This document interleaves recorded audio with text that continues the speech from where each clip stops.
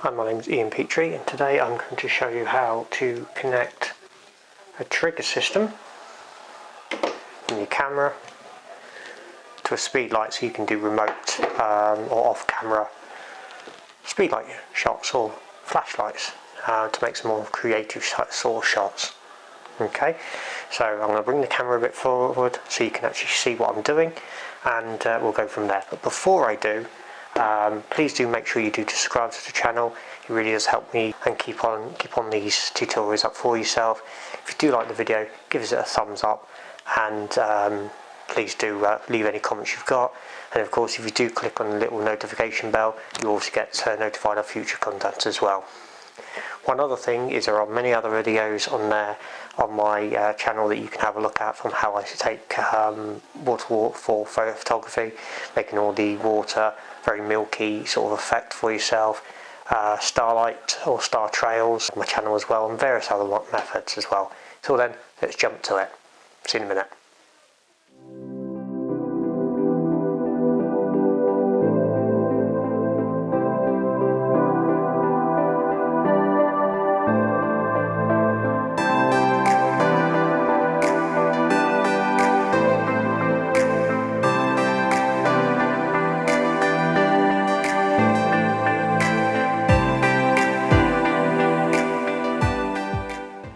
Okie dokie.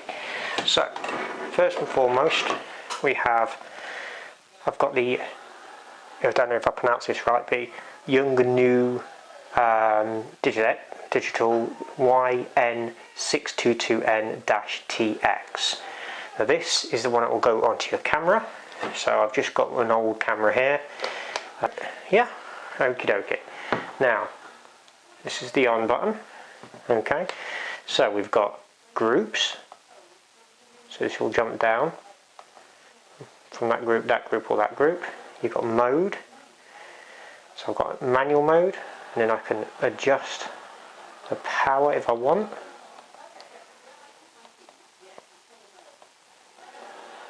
So I have it in automatic mode, and then we've got the AF and your zoom option. So as you can see, it's changing that one there, 105. I typically use 105 for a lot of stuff I do. Okay, and then of course you've got your channels as well. Let me just turn that on.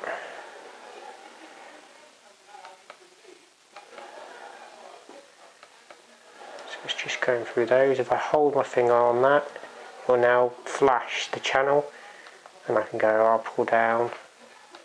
The middle button to OK, the option there. Okay, this basically means you can have basically 7 speed lights at different channels operating at different times, so you can flick between which ones you want to fire, which one you don't want to fire at any one given time. It's not something I delve into that much in terms of that respect. I tend to just have them all connected to one channel for one particular shot. But if you want to get very, very creative, or for example during a wedding, if you have speed lights set up at various points around the reception, particularly for the first dance, things like that, you can switch between which ones you want to fire at any one time depending on where they're turning around. Okay, now this one is where your speed light wants to go connected to. Okay, so we'll just little on button here, and this is the YN622N Mark II. So we turn it on there. Yeah, turn it right the way up. So I've got this already on set on channel C3 A. Okay, and again you've got a mode button on the side here. You've got your channel button there and your test button there. So again, push these to cycle through your channels.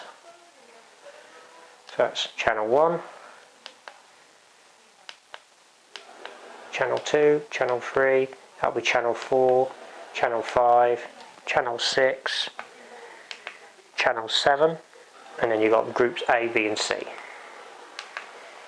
So let me just set that back to where I normally have it. Okay, stick your speed light on, lock it, turn it on,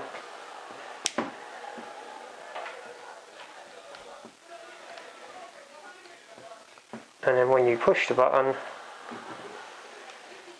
just so I don't blind you, when I push the shutter button,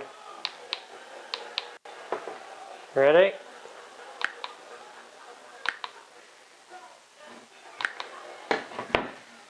There you are. Hopefully that will help you how to tether with these particular remotes. A lot of the remotes will be relatively similar in what it can do, but that's basically how you can remote trigger. Alright, hopefully you like it. Don't forget to do subscribe to the channel as I've mentioned earlier, and of course do click that little notification bell. Leave any comments you've got in the comments, and we'll talk to you soon. Take care, stay shooting, bye bye.